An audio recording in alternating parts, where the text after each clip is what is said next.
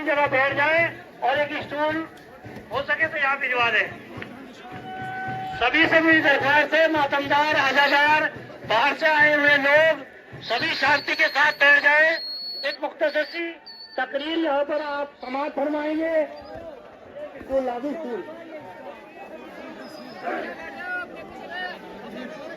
سبھی لوگ بیٹھ جائیں آرام سے.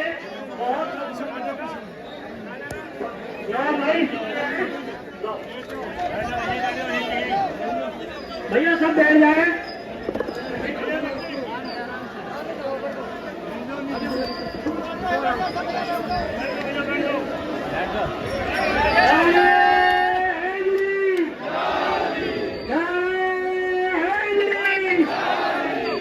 آرام سے بیٹھ جائیں، تھوڑا سا جگہ دے دیں. ماتمدار جو زنجیروں کا ماتم کیا ہے ان کو جگہ دے دیں تاکہ وہ بیٹھ سکیں. یہ آپ کے سامنے سالوں سال یہ جلوس اس بازار سے نکل کر جاتا ہے اور امام حسین کا یہ جلوس، امام حسین کا تعزیہ اور یہ علم، اور ساری قومیں سنی ہو، شیعہ ہو، ہندو ہو، عیسائی ہو، امام حسین کا غم اور ان کی یاد سب جگہ منائی جاتی ہے کیونکہ وہ یونیٹی کے لیے ہے. ایک شعر پڑھ کر میں مولانا کو آواز دوں گا. ہزاروں سر ہے نمازیں جنہیں بچاتی ہیں، نماز کو جو بچانے وہ سر حسین کا ہے. اور یزید یک جو کہیں سر چھپائے بیٹھی ہے، خدا کا خوف نہیں اس کو ڈر حسین کا ہے. میں آواز دے رہا ہوں ڈاکٹر سید عروج جونپوری صاحب مختصر سی تقریر کریں گے اور آپ کو اپنے بیان سے مستفید فرمائیں گے.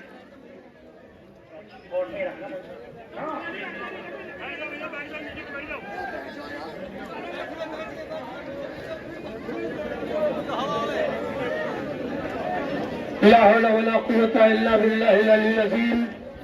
أعوذ بالله من الشيطان اللعين الرجيم. بسم الله الرحمن الرحيم. الحمد لله والصلاة على أهلها. عزاداران مظلوم، آپ جوش و خروش کے ساتھ مظلوم حسین، غریب حسین، پیاسے حسین، سید الشہداء حسین کا یہ جلوس لے کے ایک منزل سے دوسری منزل تک، کربلا تک جا رہے ہیں اور ساری دنیا کے لیے ایک پیغام چھوڑ کے جا رہے ہیں. وہی پیغام جسے جوش ملیح آبادی نے کہا تھا کہ کب صرف مسلمانوں کے پیارے ہیں حسین، کب صرف مسلمانوں کے پیارے ہیں حسین، چرخ نوع بشر کے تارے ہیں حسین. انسان کو بیدار تو ہو لینے دو، ہر قوم پکارے گی ہمارے ہیں حسین.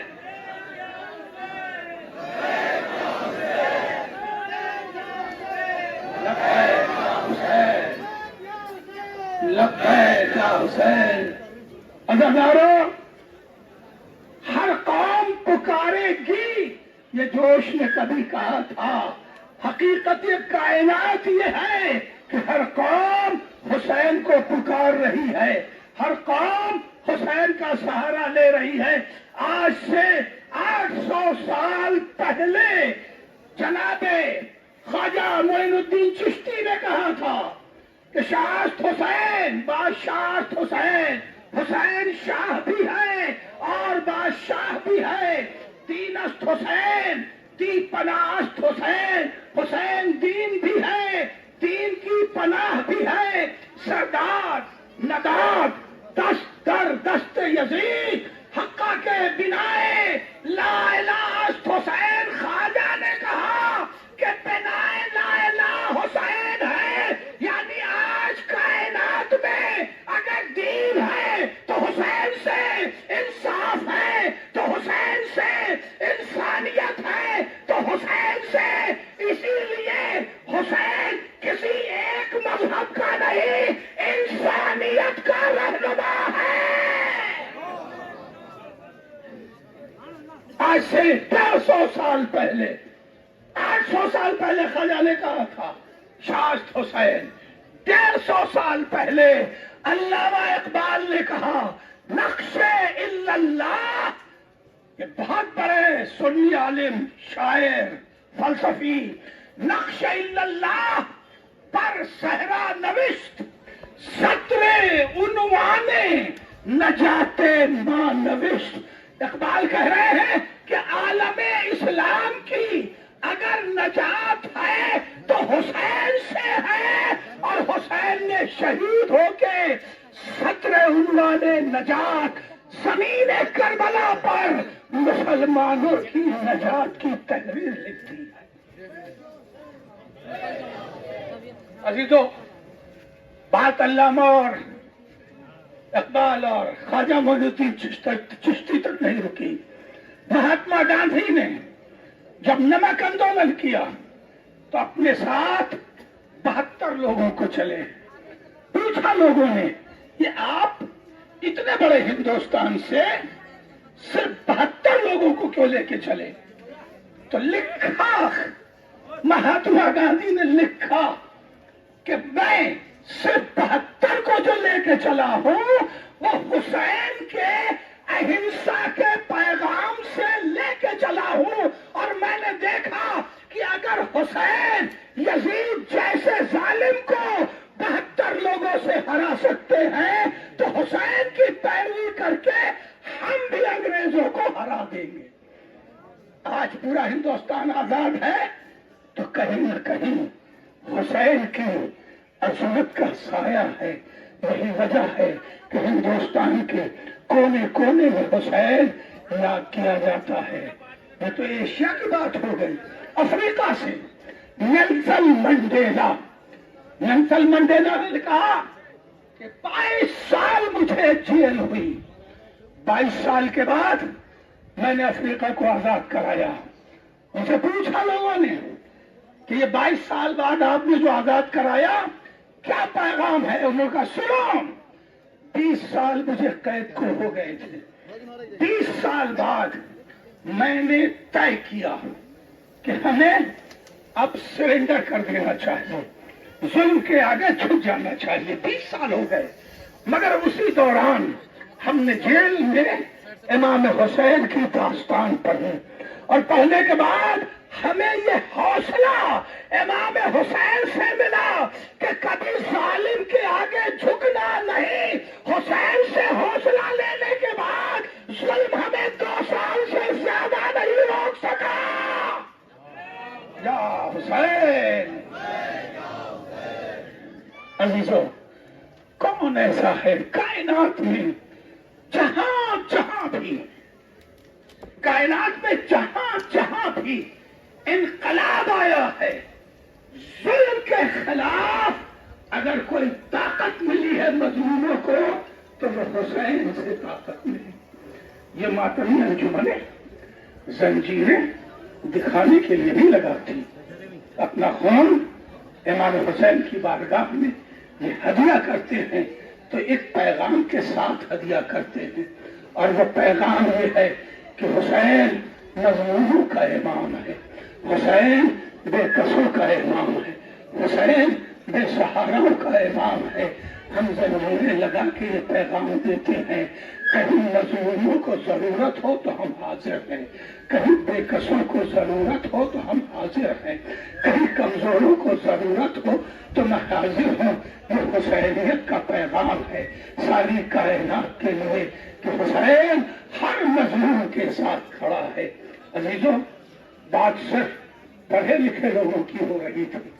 نیلسن منڈیلا پڑھا لکھا آدمی، علامہ اقبال پڑھے لکھے آدمی تھے، خواجہ معین الدین چشتی عالم دین تھے،